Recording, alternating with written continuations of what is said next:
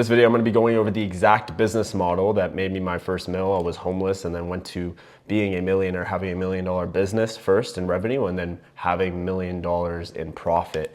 Now, I did this through something called a service-based business. Now, a service-based business is something that is powerful because you don't really need any cash up front for a service-based business. You can bootstrap this, and this is why it's very powerful, and this is why I was able to do it out of complete homelessness and being broke. Because the way that a service-based business is engineered, it allows you to really make money out of thin air as long as you know what you're doing. So I know that there's a lot of different types of individuals who watch my videos. Your sophistication level may be higher. I mean, you might understand business a little better, or you might be completely brand new. So I'm gonna try to tailor to both audiences by breaking this down with simple articulation. Okay, so the first thing we need to understand is the engineered system of a service-based business. Now, what do I identify? Really, I identify as a business engineer. That's just what I'm good at. I've always built systems and processes, and I'm really good at, really building businesses, scaling them up, cash flowing them or selling them. That's basically what I do at this point. The business works like this. So we have the first part of the engine, which is marketing, okay? So marketing is the first part of the engine of any service-based business. So when we're talking about marketing, we're really just talking about eyeballs, okay? We're looking for attention on the business. Marketing has a lot of different nuances. We're talking about ideal client avatar or customer avatar. We're talking about market validation. We're talking about messaging. So there's a lot that goes into marketing. Now, from marketing, we go into acquisition. So acquisition is your ability to acquire a customer or a client. So you're going from marketing to acquisition. Now, in between marketing and acquisition, there are two things that we really need to look out for here. Is we're looking at one, advertising, and I'm going to break a belief here as well because not a lot of people really understand this. Okay, so we have advertising and then we have sales, okay? So what's the difference between marketing and advertising? Well, marketing is messaging.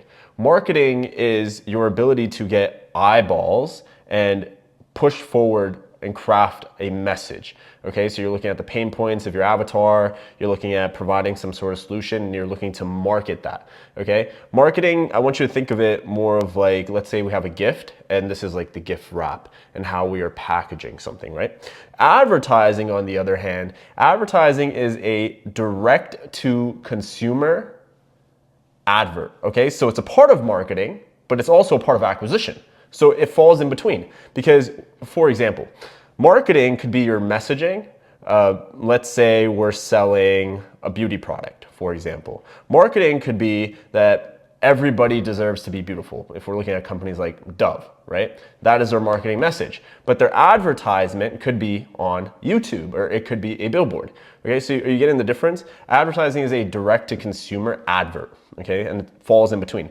Sales is also, it falls in between because in order for you to go from marketing where you get eyeballs on your specific offer or product or service, you go to an advertisement. Well, the advertisement is going to lead them to some sort of sales mechanism, okay? So this could be a call that they have to book and get some sort of inquiry or get on a sales call with some sort of individual, a salesperson or a closer or representative, or it could be a booking page, or it could be a funnel, or it could be as simple as walking into the store and actually buying the product, okay? So that's where sales falls in. So this falls in between marketing and acquisition.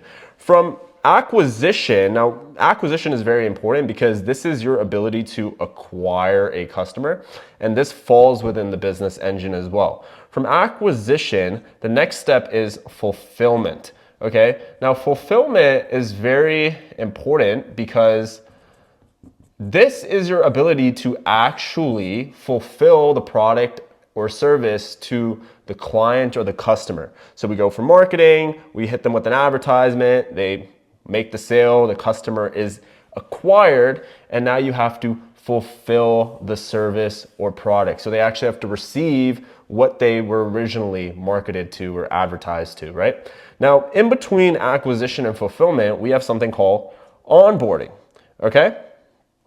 Now, onboarding is also a very important part of the business engine. Okay, and you're going to see how everything is going to work out, and it's all going to click to you as this video goes on. So onboarding, it's when you acquire the customer and you're about to fulfill them, you have to onboard them accordingly, right? You have to set expectations, you have to get them all the information. Some sort of products usually come with terms and agreements and instructions of use, right? Sometimes you have to sign some sort of agreement, right? So onboarding is a very important aspect of a service-based business especially, but any business in general. This is the engine of any business. Product-based businesses, service-based businesses, whether it's B2B, B2C, which is business to business, so you're working with other businesses, or business to consumer, where you're working with consumers. It's all really the same, right? This engine really works for all of it. So we have onboarding, and then we have fulfillment. So fulfillment is for them to actually get the product or service. Now, from fulfillment, there are two things that are going to happen from here. The first thing is you might have to reactivate this customer.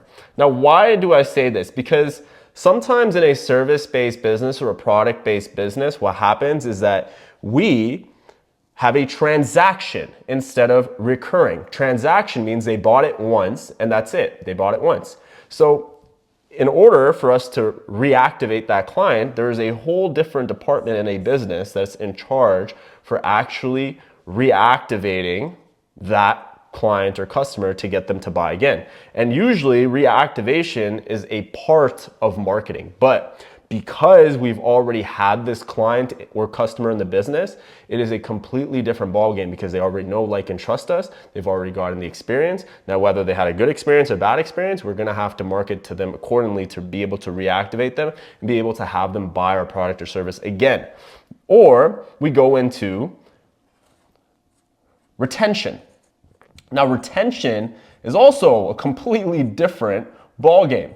Retention is your ability to actually have a recurring client or a client that stays with you and to be able to retain this client. Now, you might hear this in, for example, law firms. They have to retain clients. They put clients on a retainer. Certain softwares have recurring customers. So their job is to retain customers, and retention is a whole different department because you're not only looking to keep the client, but you're making sure that they have a good experience and that you're also having them a part of an ecosystem, right? So it's a whole different part of the business.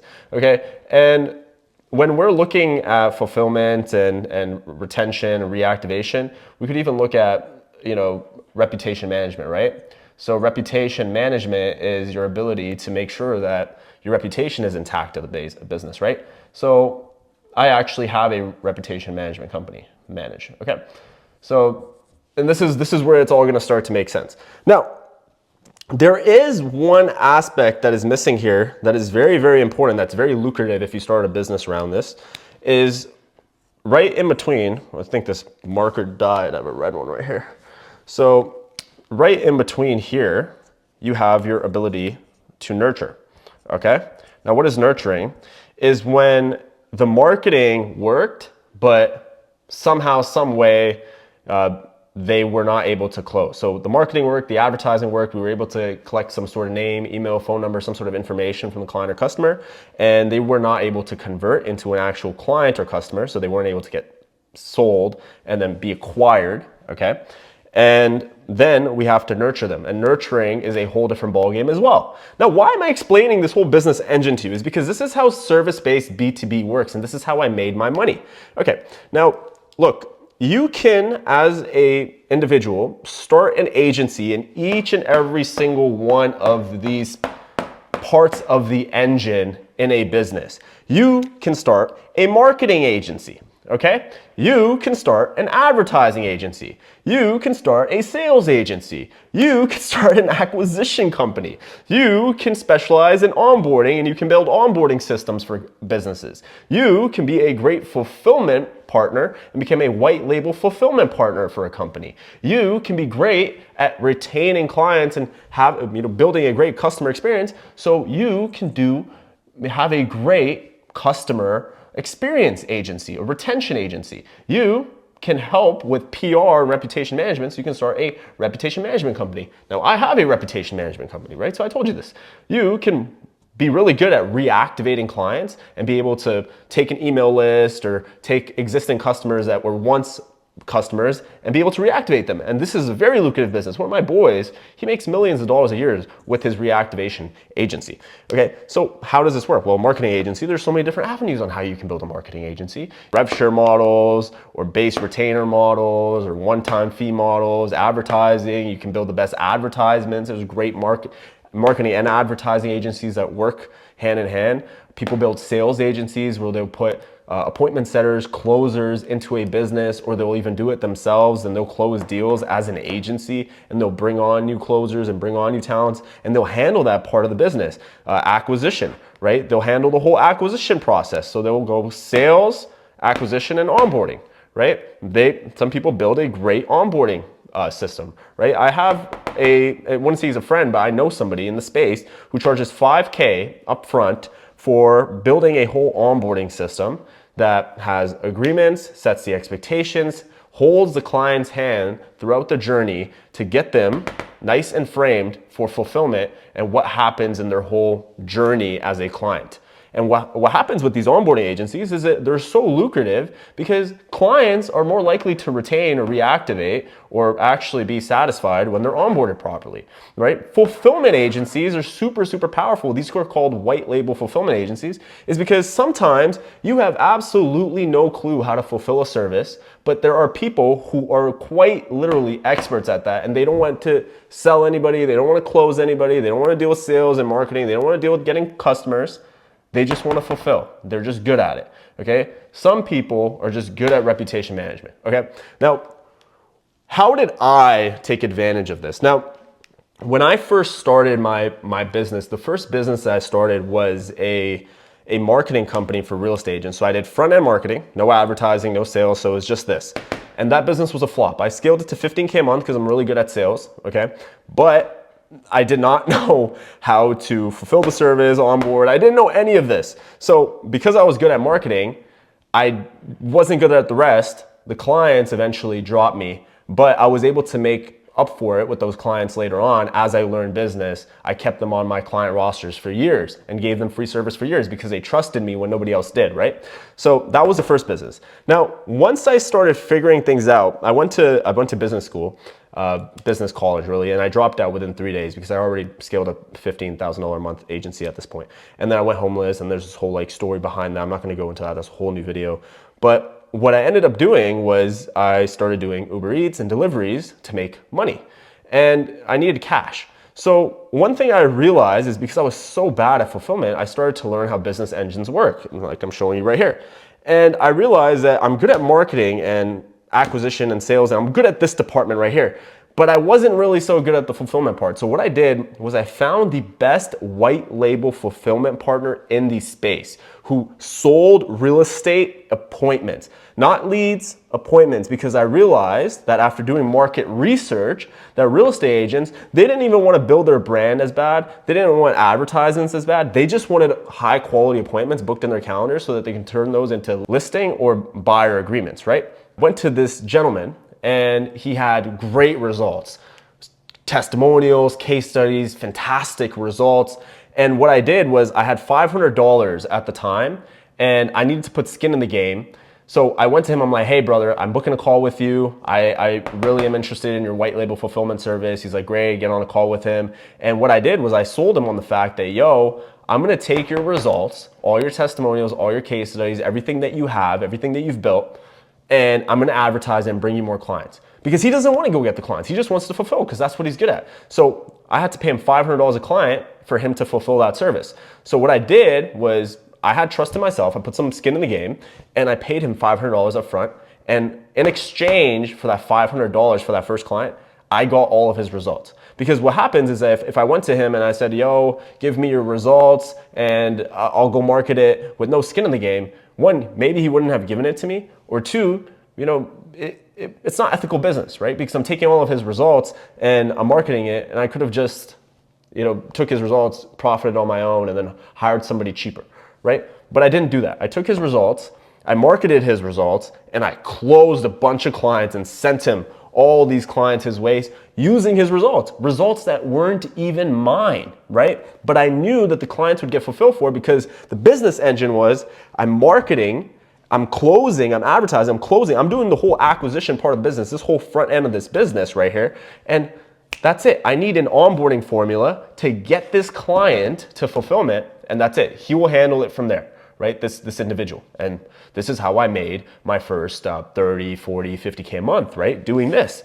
Then I realized that I'm actually not as equipped in business if I don't master fulfillment in some way, shape, or form, or be able to master the system behind fulfillment. So there's a difference here, right? The system behind fulfillment is different than fulfillment. Fulfillment, you're going to need a fulfillment partner regardless, right? It's better to focus on one aspect of a business than to focus on the whole machine, right? But you have to be able to actually build a system around this. So what I ended up doing was I was able to use automation and delegation where I hired employees and used automation. Like at that time, there wasn't too much AI, but you could use apps like Zapier where you can connect things together. And I was able to connect everything together to the point where the second that they booked a sales call, they were getting emails. The second that they closed, they were getting emails. And then they were getting the onboarding forms. And then they were automatically getting sent to my fulfillment partner. Emails were going to him in a Slack channel, right? Which is a communication channel, by the way. And then from there, I was sending them retention-based marketing where I was just giving them free value. I'm like, hey, you're a client. By the way, this is some great stuff you could do in the real estate market that can help you build your brand, and this is something you can do. So I was doing a great job at retaining my clients, and any client that slipped, I had great follow-up systems to be able to reactivate them. Then I realized something. I'm like, wait, how do I blow this up? How do I separate myself from the competition? So I got very interested in reputation management. Reputation management is basically how you can outposition yourself from other businesses, where you can say that, all right, cool, like I'm featured in the news, I have 5-star Google reviews, I have Trustpilot reviews, I have great presence and undeniable proof that we are the best, right? So I started looking into that. And as I started looking into that, I started finding fulfillment partners, right? People who are actually good at fulfilling this service. So as I started to really investigate this reputation management stuff and started to learn about it and see the value proposition behind it, and then I started getting on calls with people to understand the marketing behind it. So this is very important, by the way, is that I started to understand that if I just sold reputation management just by saying, oh yeah, we're going to manage your reputation, people wouldn't buy. So I had to get on calls with people and ask them their pain points. Has it ever been frustrated that somebody else, a client chose another company over you? Yes. Why is that? Well, it made me feel like this, and it made me feel like that, and it made me feel like this. And I'm like, and I'm writing down all these notes, and I'm like, okay, these are all the pain points. So when I get on calls with these people, these are the exact pain points I'm going to press on their wounds, right? And this is how sales work. I know it sounds bad, but you have to be able to press on people's wounds in order to get them to take action. So it took a while, right? But I was able to partner with an individual who had it all under control, and all we did was scale that bad boy up. And we scaled it so hard. I had my real estate marketing company working at full-fledged, right, with my fulfillment partner. I got my fulfillment partner from my reputation management agency, and we scaled that bad boy up. We went from 10K to 30K to 80K to 100K to 130K a month. Very, very fast, because I understood that all I had to do was repeat successful actions, right? So this is just an overview. And look, if you're interested in these types of videos, this is my first business video on this YouTube channel, hit the like button, subscribe, and ask me questions, right? But I'll be able to dive into this stuff a little bit deeper. Now, how can you really start all this stuff? Look, the truth here is that all you need to do is master one of these things right here in the business.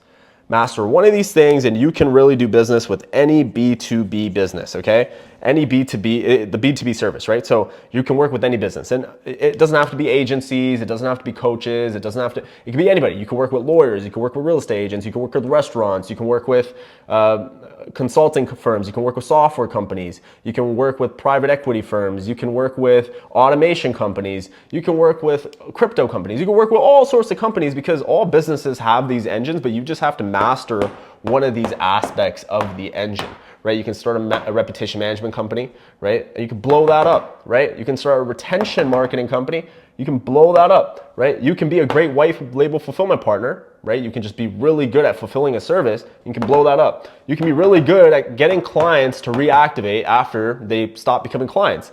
You can blow that up. You can be really good at, psychology and onboarding people and setting the right expectations, and you can blow that up. And people making really good money here. You can be really good at marketing and just have a marketing company, right? Advertising, screw the marketing. You can just advertise and create really good adverts that close people. You can start a sales agency. You can start a nurturing company. Have you ever seen email drips, text message drips? Right? You have people calling you, be like, hey, by the way, you signed up for our webinar, or you filled out that lead form, or you came into our store. What caused you not to buy? And you can go in and nurture them and ask them questions, or you can even send them value-driven stuff so that you can provide value up front with, and then eventually they'll be like, wow, this person provided so much value, might as well go with them, right? Because if they gave that stuff away for free, imagine how their paid stuff would be, right? So you can do that, okay? And this is how I do it. And this is what I do at this point, is I literally build businesses understanding this, scale them up super fast, cash flow them, or sell them, because I understand each and every single one of these departments at this point. And I have reputation management on lock right now. I have marketing on lock right now. I have sales on lock right now. I have advertising on lock right now. I have nurturing locked right now. Onboarding super easy. I keep it super simple. But as you build these things and you understand systems and processes in a business, it becomes very easy. I don't want to overwhelm you. I'm just giving you an overview. I'm just opening your mind to how this works, okay? And it doesn't have to be online. It could be in person, okay? Now, what is the difference between B2B and B2C? Okay, well, business to business, you're working with other businesses in the service space, right? But business to customer is different, right? Because then you have companies like, fill out your performance tracker form, please. You have companies like plumbing companies, you have beauty salons, you have nail salons, you have other service-based businesses that are just tailoring to the customer, right? You have lawn care, you have all these different types of service-based businesses, barbershops, and all of them, by the way, operate on this business engine. It doesn't matter. I can buy a barbershop right now, and all I need to know is this, and I can scale that bad boy up and sell it, or keep the money to myself and just throw it into sadqa jariyas all day and just build masjids and all that stuff, right? I can go buy a hair salon and do the same thing, or I can go buy a software company and do the same thing, right? And when we're talking about acquiring companies, this is a whole different video. Please don't ask me about it right now. It's a whole different ball game of actually acquiring companies. And if you understand this stuff, you can buy any business you want, and it's very, very powerful. And you don't even need that much money to buy a business. You can buy a business on consulting equity. You can buy a business on seller financing, which are basically, you buy the business with almost no money up front, and with revenue, you pay the previous owner off, right? So you can scale the business up and you can just pay the previous owner off, and then eventually you have their business, right? And a lot of old people, they have nobody to pass their business down to, and they'll sell you their businesses for dirt cheap, right? So this is something that's very powerful, all right? This is a video that's just gonna give you a little bit of an overview, okay? If you liked this video, please subscribe, all right? This is the first time I put something like this out. It's very powerful stuff. And this is exactly how I've made my money to this day. I don't really do too much e-commerce. I don't do too much in-person stuff. We actually recently acquired some franchises, so that works in this way as well. But yeah, this is really it. Like, this is my bread and butter. I'm an expert in building service-based businesses, and you should be able to create an expertise in a specific field. So this is why some people are really good at e-commerce and drop shipping and these things. But the issue with those business models is that you actually need money up front for that. right? You actually need money for advertising. You need money to get inventory. Sometimes you can white label it and drop ship it, which you don't need as much money. But then you would need to be really, really good at marketing and different marketing channels, right? So we can make a whole different video on marketing channels. We can make a whole different video on acquisition. We can make a whole different video on nurturing. We can make a whole different video on onboarding. We can make a whole different video on retention. I can make a video going in depth in each one of these things, and you can master business. And you'll have the infinite money glitch, all right? I could do that. So if you're interested in something like that, like the video, subscribe to this channel, and let me know what your thoughts were on this, because it's powerful stuff. And then I'll see you in the next one, inshallah.